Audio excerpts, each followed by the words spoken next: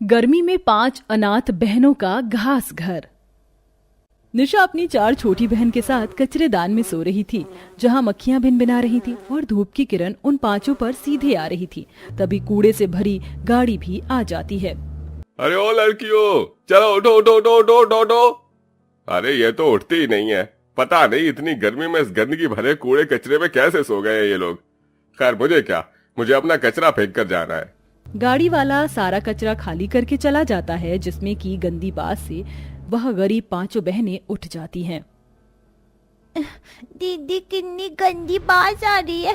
कूड़े में मेरी तो फ्रॉक भी गंदू गंदू हो गई है। ये मुझको माँ ने दिलाई थी।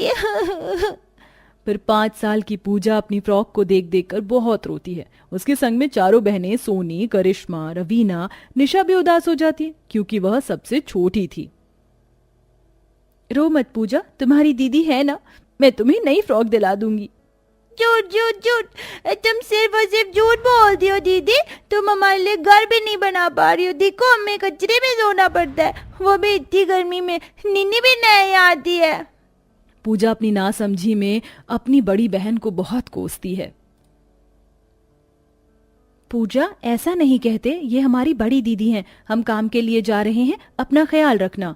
इधर तीनों छोटी बच्चियां कूड़ेदान में कचरा बीनती हैं और रवीना, निशा कड़ी धूप में काम ढूंढने आती हैं। दोनों के पैरों में चप्पल तक नहीं थी, ऐसे में धरती भी तवे के जितनी तप रही थी। माँ, दीदी, पैर जल रहे हैं। समझ सकती हूँ बहन, लेकिन पैसे भी तो नहीं हैं। दोनों एक जूस पानी की दुकान पर आती हैं। जयराम जी की भैया जी। अरे लड़कियों, खबरदार जो मेरे सामने हाथ फैलाना। हमारे सामने हाथ फैला भी मत देना। चलो भागो, 1 रुपया भी भीख नहीं दूंगा। नहीं नहीं भैया जी, आप गलत समझ रहे हैं। हम तो यहाँ काम मांगने आए हैं। हम दोनों पर हमारी 3 छोटी अनाथ बहनों की जिम्मेदारी है। चोर जैसी तो शक्ल है दोनों की। चलो भागो यहाँ से। दुकानदार दोनों अनाथ बहनों के बिगड़े हुलिया को देखकर डांट कर भगा देता है। बाकी सब लोग भी ऐसा ही करते हैं। माँ बाप के जिंदा रहते बच्चे हर बुरे से बुरे दुख में भी हंसते हुए हद से गुजर जाते हैं, लेकिन जब सर से माँ बाप का साया उठ जाए तो अपने भी बेगाने हो जाते हैं। आज भी हमको किसी ने काम नहीं दिया। माँ बाबा, ये दुनिया बहुत निर्दयी है। फिर किसके सहारे छोड़ गए हमको। रो मत निशा दीदी, अगर तुम ही हिम्मत हार जाओगी तो हम चारों को कौन संभालेगा। दोनों अनाथ बहनें सिग्नल पर आकर कड़ी धूप में भीख मांगने लग जाती हैं। बाबूजी, भगवान के नाम पर 1 रुपए दे दो, हमारी बहनें भूखी हैं। उस बड़ी सी मर्सिडीज गाड़ी में एसी में बैठा पत्थर दिल अमीर आदमी उन बहनों की पुकार को अनसुना कर देता है। अरे लड़कियों, हट जाओ, मेरी गाड़ी के आगे से हटो। ड्राइवर, गाड़ी भगाओ। साहब, 1-2 रुपए ही दे दो, भगवान तुम्हारा घर आबाद रखे। गाड़ी फुल स्पीड में चल पड़ती है और रवीना कंकड़ भरे सड़क पर गिरकर जख्मी हो जाती है और रोते हुए कहती है, याद है दीदी, इस शहर में हम अपनी माँ के साथ न जाने एक नई जिंदगी शुरू करने की कितनी उम्मीद लेकर आए थे। हाँ बहन, मैं कैसे भूल सकती हूँ उस नौबत को। अजी उठ जाओ, मुझे और मत सताओ। उठो ना, उठते क्यों नहीं हो। लगता है इसे पति के जाने का गम लग गया है। बड़ा जुल्म किया है ऊपर वाले ने। पता नहीं अकेले 5-5 बेटियों को कैसे पालेगी। सविता के सामने उसके पति धर्मेंद्र की लाश पड़ी थी। वह बस सुध-बुध होकर रोती जा रही थी। उसके संग में उसकी 5 बच्चियां भी बाबा बाबा कहकर रो बलक रही थीं। तभी सविता अपनी कलाई की चूड़ियां पटक कर तोड़ लेती है और अंतिम संस्कार कर देती है। अब मेरी बच्चियों की जिम्मेदारी मुझ पर है। ना तो मैं पढ़ी लिखी हूँ, ना मुझ में कोई हुनर है। मैं कैसे पालूंगी? भगवान कोई तो रास्ता दिखा। तभी सविता का ध्यान अपने आंगन में उगे हरी घास पर जाता है। मुझे हाथ पंखा, चटाई, झाड़ू बनाना तो आता ही है। क्यों ना इस घास से मैं ये सब बनाकर बेचूं।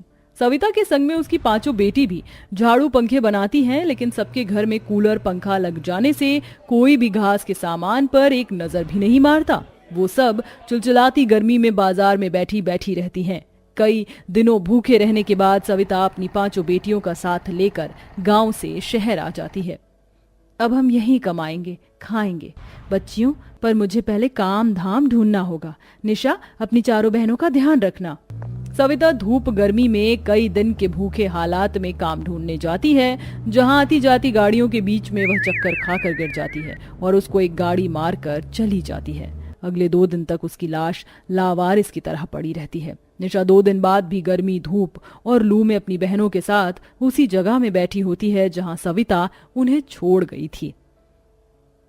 दीदी, माँ कहाँ है? बोलो ना। दीदी, मुझको माँ के पास जाना है, लेकर चलो ना। निशा दीदी, मेरा दिल घबरा रहा है। माँ को गए 2 दिन हो गए हैं, हमें चलकर उनको ढूंढना चाहिए। ठीक है, चलो चलते हैं। दीदी देखो ना, वहाँ पर इतनी भीड़ क्यों लगी है? चलो देखते हैं करिश्मा। जैसे ही 5 अनाथ बहनें अपनी माँ की लाश को देखती हैं तो बहुत रोती हैं, जहाँ एक झाड़ू वाला कुछ इस तरह की बातें कर रहा था। अरे पता नहीं किसकी लावारिस लाश है, थोड़ी देर में कचरे की गाड़ी आएगी और ले जाएगी उठाकर। मैं किसी को अपनी माँ को ले जाने नहीं दूंगी, ये हमारी माँ है। हाँ तो ले जाओ उठाकर, वरना कचरे की गाड़ी आएगी और भरकर ले जाएगी। चारों अनाथ बहनें उस दम निकालने वाली धूप में उसकी अर्थी कंधे पर उठाती हैं और पूजा मट के लिए आगे आगे धूप में चलकर शमशान घाट लाकर अंतिम संस्कार कर देती हैं। उस दिन से वह बेठिकाना कचरा दान में सोती हैं, पर क्या छोटी, आज तो हमको भीख भी नहीं मिला, अपनी बहनों का पेट कैसे भरवाएंगे? हम तो भूखे रह भी लें। तभी दोनों रास्ते से गुजरते हुए एक पार्क देखती हैं जिसमें माली घास काट कर फेंक रहे थे। दीदी देखो, कितनी हरी हरी ताजी घास है, और देखो इस माली ने तो इतने सुंदर फूल लगे पेड़ों को भी काट दिया है। इन्हें ले चलते हैं। पर इस घास का करें क्या रवीना? दीदी, गांव में फूस का घर बनता है और कितना लंबा चलता है, तो क्यों ना हम इस घास से अपना घर तैयार कर लें? ये भी तो टिकेगा। तुम ठीक कहती हो। दोनों बहनें घास बटोर कर सर पर उठा लेती हैं, जिसमें एक जादुई कीड़ा भी लिपटा हुआ था और घास में वो चला आता है। दीदी, आप इतनी घास क्यों लाई हैं? इससे हम अपने रहने का घर बनाएंगे, क्योंकि घास बहुत ठंडी होती है। सुनो, मेरी मदद करो। दीदी दीदी, इस घास में से तो आवाज आ रही है। ये तो एक कीड़ा है। निशा उसे हाथ पर उठाती है। तुम बोल सकते हो? हाँ, क्योंकि मैं जादुई भंवरा हूँ। मैं तो फूलों का रस पीने के लिए उसे पार्क में पहुँच गया था, तभी उन माली ने पेड़ काट दिया और मैं जख्मी हो गया। रुको, मैं तुम्हें ठीक करती हूँ। निशा उसे एक पत्ते पर रख देती है और चारों रस भरे फूल लाकर देती है। तुम सबका धन्यवाद। मैं मीठा रस पीकर मेरी शक्ति पूरी तरह लौट आई है। कहो, क्या मदद कर सकता हूँ मैं तुम्हारी? हमारे पास रहने को घर नहीं, क्या तुम बना सकते हो? क्यों नहीं, क्यों नहीं। तू फूल में भंवरा, एक घास दिखा दे कमाल, जिससे बन जाए ये नाथ बैरों का सुंदर सा बसेरा। कीड़ा ये मंत्र गुनगुनाते हुए उस पूरी घास को जादुई बना देता है और पलक झपकते 5 अनाथ बहनें खुद को विशाल जादुई घास के घर में पाती हैं।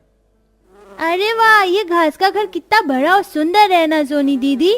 हाँ पूजा, और इस घर में तो कितनी ठंडक भी है, गर्मी भी नहीं लग रही। देखो, इसकी तो दीवार भी हरी और दरवाजे भी। अच्छा, अब मैं चलता हूँ। तुम 5 का जो भी इच्छा हो इस घास घर से कह देना, ये पूरी कर देगा। ये कहकर वह कीड़ा गायब हो जाता है। क्या सचमुच हम इस जादुई घास के घर से जो मांगेंगे वो ये देगा? तो फिर मैं मांगती हूँ कि हमारे सामने अच्छा अच्छा खाना आ जाए। और घास का जादुई घर अपने जादू से उन्हें लजीज बढ़िया खाने की थालियां देता है। ये तो सच में जादुई घास का घर है। दीदी चलो खाते हैं। कई दिन तक भूखे प्यासे गर्मी में भटकने के बाद वह उस दिन पेट भर कर खाती हैं। अब तो मेरा मन ठंडी ठंडी आइसक्रीम खाने का कर रहा है। प्यारे घास के घर, क्या तुम हमको आइसक्रीम खिलाओगे? और चमचमाते हुए आइसक्रीम भी आ जाती है। ये तो कमाल हो गया। प्यारे जादुई घास के घर, मुझे नए कपड़े दो ना, मेरे पास एक भी अच्छे कपड़े नहीं है। और सोनी की इच्छा पर जादुई घास का रंग बिरंगे सूती के सुंदर सुंदर कपड़ों की बरसात कर देता है। बारी बारी से अपने अपने मनपसंद की खाने पीने की चीज वो मांगती हैं और फर्नीचर भी, जिससे उनका घर और भी ज्यादा सुंदर हो जाता है। और अब 5 बहनें खुशी खुशी जिंदगी गुजारने लगती हैं।